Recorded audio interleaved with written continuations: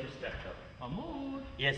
do we have any extension leads? Yeah. Oh, you're gonna have to talk to Simon. So Yeah. Simon is the All right. one to talk to. Come on in. Yeah, talk us through it. Hey, hey, Mahmood. And just like going all around Australia, like going with camera. This is our mixing room. What happens is we get all the sounds and we bring them up here, and then we kind of fix up the sound, put compressions on it, or expanders on it, or reverbs and choruses, or whatever you want. And then we line it all up, and we kind of get a really nice sound going. And these are your monitors.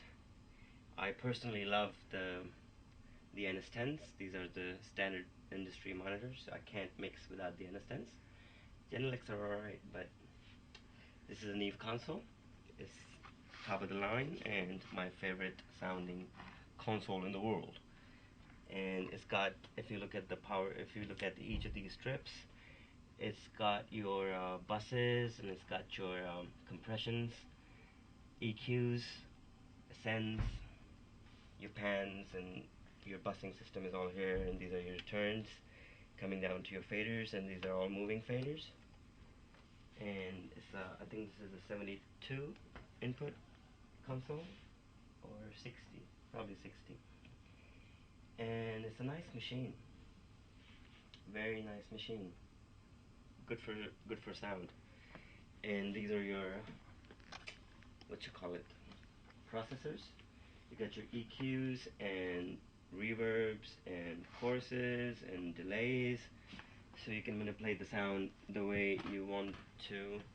I usually compress a lot of the drums together and get their sound with some EQing and some compression, like the 160s over here.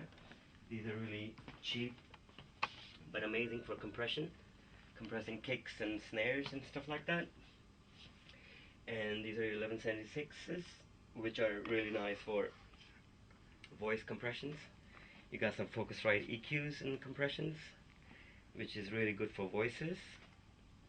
And these are old and they sound really good, but I don't know if they're balanced.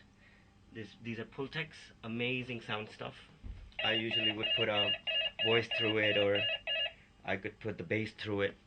And you got your industry standard H3000 over here, and I use them for choruses. And this is my most favorite gear here. It's a TC. It's a delay, chorus delay, which I use a lot on backgrounds. And AMS used to be really high-end stuff. It still is, and you can see it in studios. It's probably 20 years old, and it's really good reverb. You use it for voices and things like that.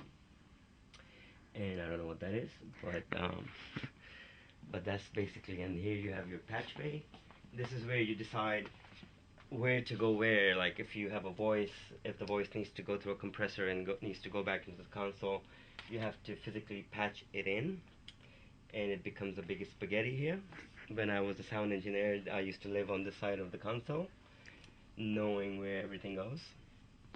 So this is your tour of the studio, and over here you got your DAT player.